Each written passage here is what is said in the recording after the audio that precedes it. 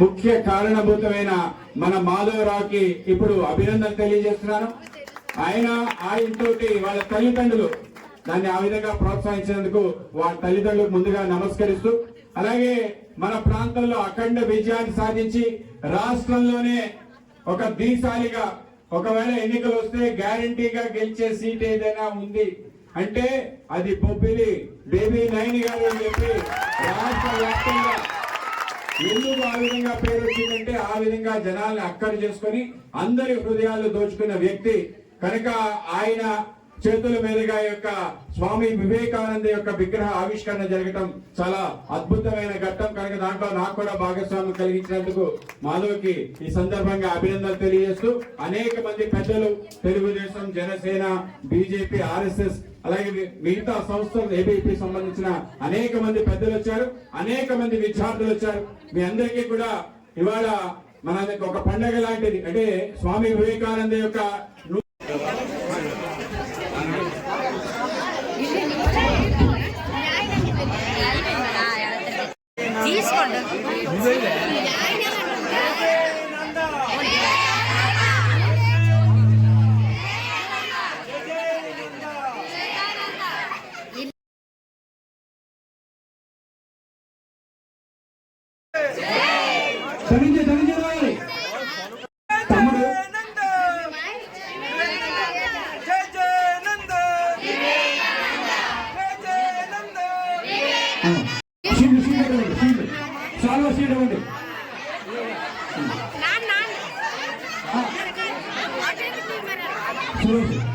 అంత అయిపోయింది.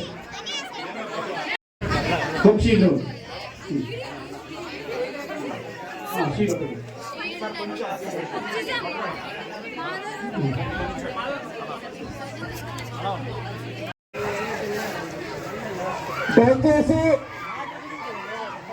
నేను వరకు ఇస్తాను. ఓకే.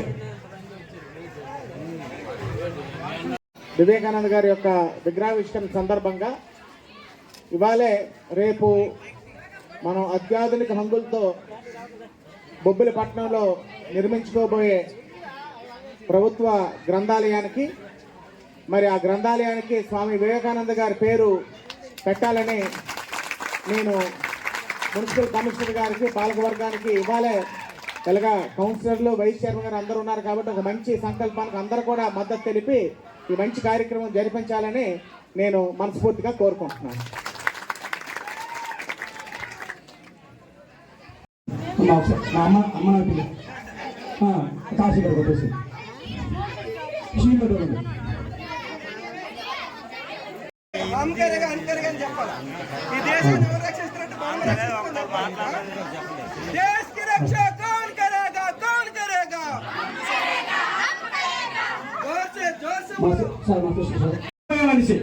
అప్పుడే అర్థమైంది ఇటువంటి మహానుభావుడు ఈ దేశానికి ఎంతో చేశాడు. ముక్కు నరాలు, ఇనుప కండరాలు, వచ్చి సంకల్పం అన్నాడు.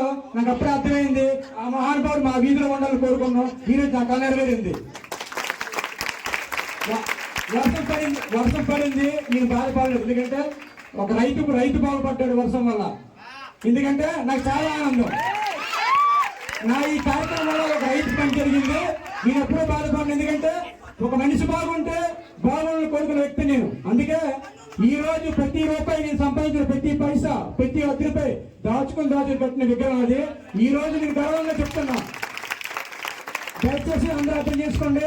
నాకైతే ఎటువంటి రాజకీయపరమైన ఆలోచన లేవు. మంచి ఉద్యోగం వచ్చింది చాలు, దేవుడు మంచి లైఫ్ ఇచ్చాడు. నాకైతే ఈ విగ్రహం పెట్టిన కోరుకుంది పెట్టాను. అలాగే శివాజీ విగ్రహం పట్ల మరో బలమైన కోరుకుంది. మా రవితో కోరిక నెరవేర్చాలని కోరుకుంటున్నాను.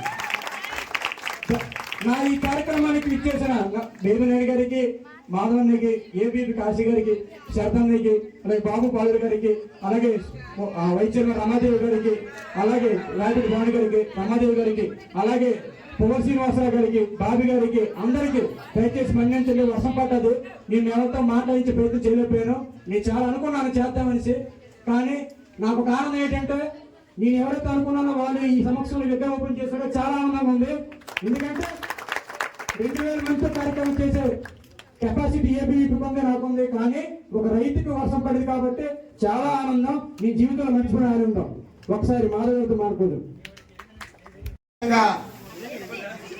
ఆయన యొక్క ప్రసంగం ద్వారా ప్రపంచవ్యాప్తంగా అనేక మంది యువకులకి ఆదర్శంగా నిలిచినటువంటి వ్యక్తి స్వామి వివేకానంద గారి యొక్క విగ్రహావిష్కరణ బొబ్బిలిపట్నం యాదవ్ వీధిలో జరగడం, ఆ వ్యక్తి యొక్క సంకల్పం ఎంత గొప్పదంటే ఇవాళ వర్షానికి మన ప్రాంత రైతాంగం తహతహలాడుతున్నటువంటి తరుణంలో వారి యొక్క విగ్రహావిష్కరణ రోజు మరి ఇంత మంచి వర్షం కురవడం, రైతుల్లో ఆనందం నింపడం నిజంగా ఆ వ్యక్తి యొక్క గొప్పతనం, ఆ వ్యక్తి యొక్క గొప్ప సంకల్పానికి నిదర్శనమని మీకు అందరికీ కూడా తెలియజేసుకుంటున్నాను.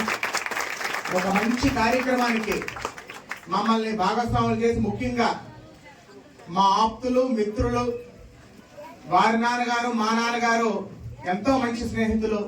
ఇవాళ తర్వాత తరం కూడా రాజకీయంగా కాకుండా వ్యక్తిగతంగా మాకు సుపరిచేస్తులు, బొబ్బిలి ప్రాంతానికి సుపరిచేస్తులు, మా ఆప్తులు మిత్రులైనటువంటి మాధవ్ గారితో కలిసి ఒక ఉన్నత విలువలు, ఉన్నత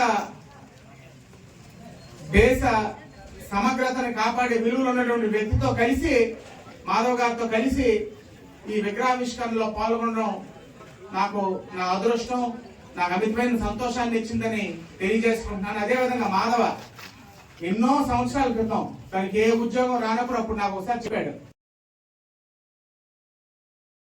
పెట్టాలనేరా అని చెప్పాడు. ఇవాళ తన కుటుంబం యొక్క సహకారంతో మాధవ మరి ఏది అనుకున్నాడంటే చేసేస్తాడు. మరి అందులో ఇది కొంచెం ముందు వెనక అంతే. అదే విధంగా చేశాడు. అప్పుడు నేను తనకు చెప్పాను, మాధవ నువ్వు విగ్రహానికి ఏ సాయం కావాల్సిన అడుగు నేను చేస్తానని చెప్పాను. కానీ ఎవరిని అడగకుండా తనకు తనే ఈ నిధులు సమకూర్చి ఈ విగ్రహాన్ని ఇక్కడ పెట్టడం నిజంగా యువత ఈ దేశంలో, ఈ సభ్య సమాజ నిర్మాణంలో, ఈ నైతికత పెంపొందించడంలో యువత పాత్ర ఏంటి, ఈ దేశానికి యువత తాలూకు బాధ్యత ఏంటి అని చెప్పిన గొప్ప వ్యక్తుల్లో ఒకరు వివేకానంద గారు, స్వామి వివేకానంద గారు. కాబట్టి యువకులందరూ కూడా